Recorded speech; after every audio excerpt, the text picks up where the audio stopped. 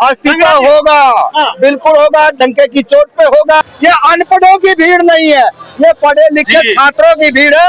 ये तालिबानी सरकार, ये तालिबानी सिस्टम के अंदर बैठे लोग इस बात को समझ ले, अगर आज बच्चों के साथ आप कुछ करोगे, आने वाला भविष्य आपका खराब हो जाएगा। जिसकी मानसिकता सड़ी हो, जिसने पढ़ा लिखा नहीं हो, उनका यही काम है। कभी अमर खालिद पर बात करेंगे, कभी गाय गोबर की बात करेंगे।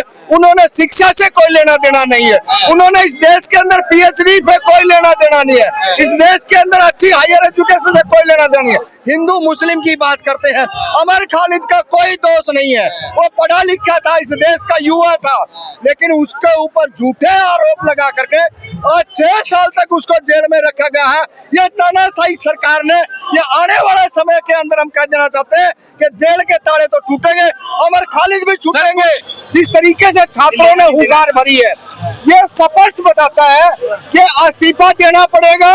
और हम तो इस्तीफा प्रधानमंत्री तक का भी मांग रहे हैं कि शिक्षा मंत्री को तो देना पड़ेगा, प्रधानमंत्री को भी देना पड़े, क्योंकि इस देश के अंदर कोई भी, चाहे वो छात्र हो, किसान हो, मजदूर हो, कोई भी सुरक्षित नहीं है। जो हालात बद से बदतर आज हो रही है, वो पूरा इस देश का आम नागरिक तक इस बात का, इस समस्या का जड़ तक जा चुकी है। तो सेना करा रही है, पेपर सेना करा रही, तो क्या दिक्कत है? देखिए, सरकार क्यों चुन करते हैं, इसीलिए चिन्हित करते हैं ना, इसीलिए बनाते हैं ना कि वो हमारा ख्याल रखे।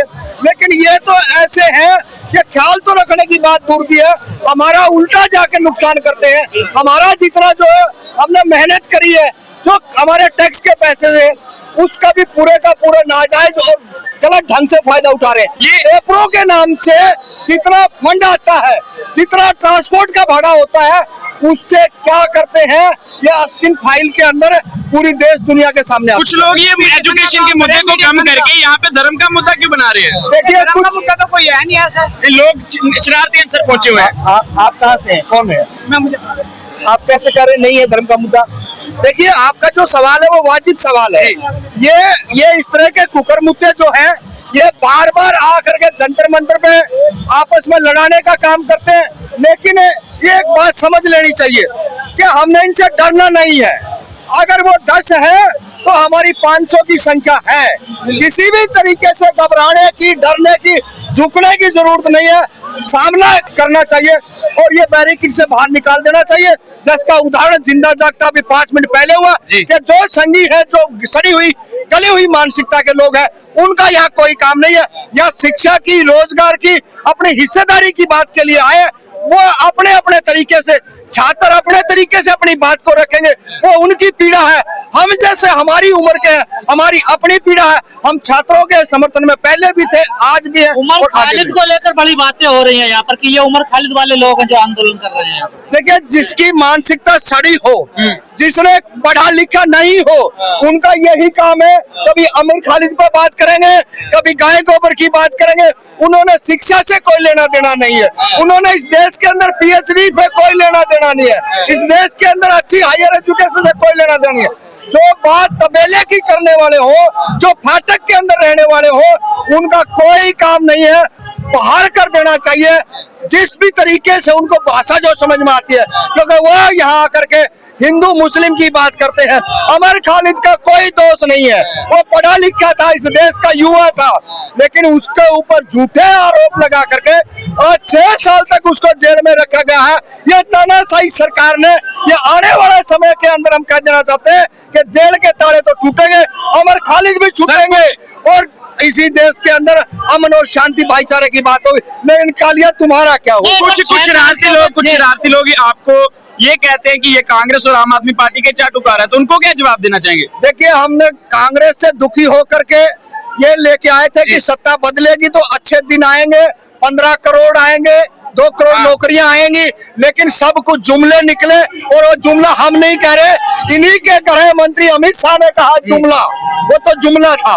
तो ऐसे जुमलेबाजों से पीछा छुटवाना पड़ेगा। आज का नया युवा जो है वो पढ़ा लिखा है, और पिछली पंक्ति की जिससे बात करी आप कांग्रेस और बीजेपी की, ये सारे के सारे कम शिक्षित थे, कम पढ़े लिखे लोग थे, तजुर्बा था, ये हम मान सकते। जब राघव चड्ढा आम आदमी पार्टी में थे, खुल के युवा के लिए बोलते थे, मिडिल क्लास के लिए बोलते थे। जब से भाजपा में गए हैं, उनका बोलना ही बंद हो गया यूथ के लिए जी। नहीं, वो तो चड्डी हो गया ना, अब उसकी क्या बात करें। ऐसे आदमी की बात करना भी हम अपना समय जाया करने की बात करते हैं। ऐसे को छोड़ो, आज का जो मुद्दा है, आज के जो आए हैं, आज जिस मुद्दे पे इस्तीफा होगा, बिल्कुल होगा, डंके की चोट पे होगा। और आप सुनिए, आप लोग लगभग जंतर मंत्र को कवर करते आ रहे 10-12 साल से। आप इस बात को देख लीजिए, जो चेहरा आज 27 और 17 का खड़ा है, इससे पहले कभी नहीं हुआ था। इस बात को आपने मानना पड़ेगा। ये अनपढ़ों की भीड़ नहीं है, ये पढ़े लिखे छात्रों की भीड़ है। ये तालिबानी सरकार, ये तालिबानी सिस्टम के अंदर बैठे लोग इस बात को समझ ले। अगर आज बच्चों के साथ आप कुछ करोगे, आने वाला भविष्य आपका खराब हो जाएगा। दान पात्र चोरी, पेपर चोरी हो रहा है, ये कैसे रुकेगा? हमारे दादे ने, हमारे बाप ने, हमने और हमारे बच्चों ने आज तक किसी भगवान के किसी का कोई प्रसाद और यातना हमने तो करी नहीं है और ना हम करेंगे। जिन्होंने राम मंदिर में चंदा दिया, वो चंदा किसने चोरी किया वो तो वो जाने, और वो अपना हिसाब किताब अपने आप ले लेंगे। हमारा उस लेना देना कुछ भी नहीं है चंदा चोरी से, क्योंकि वो जैसे करेंगे वैसा भर लेंगे। उनके तो आपस में सिर फटुआ होने वाले हैं। अभी देख लेना, राम मंदिर को जुम्मा बने कितने दिन हुए और सारे के सारे दान पेटी ब्लास्ट होने लगी है। तो अभी तो बड़े बड़े बम फूटने वाले हैं उसी राम मंदिर का नाम लेकर के। ये राम को छोटा करके सत्ता की सीढ़ियों पे जनता के ऊपर राज कर रहे हैं। FIR होगी, करनी पड़ेगी। देश का बहुत बड़ा मामला है, बहुत बड़ा मुद्दा है। और ये संत कह रहे हैं RSS ने कब्जा कर लिया है राम मंदिर पे। नहीं, बिल्कुल कह रहे हैं, सही कह रहे हैं। ये तो राजनीतिक लोगों का कब्जा है, जो लोगों को गाय गोबर की बात करके, जिनका एम ही धर्म के नाम से राजनीति करना था, वो राजनीति कर रहे हैं। बाकी इस देश के अंदर जो पढ़ने लिखने वाले छात्र थे, जो किसान थे, मजदूर थे, दलित थे, पिछड़े थे, वो इस देश के अंदर अमन शांति भाईचारे की हक अधिकार की बात कर रहे हैं। एजेंडे में शिक्षा रोजगार है या नहीं है? नहीं, उनका एजेंडा था ही नहीं।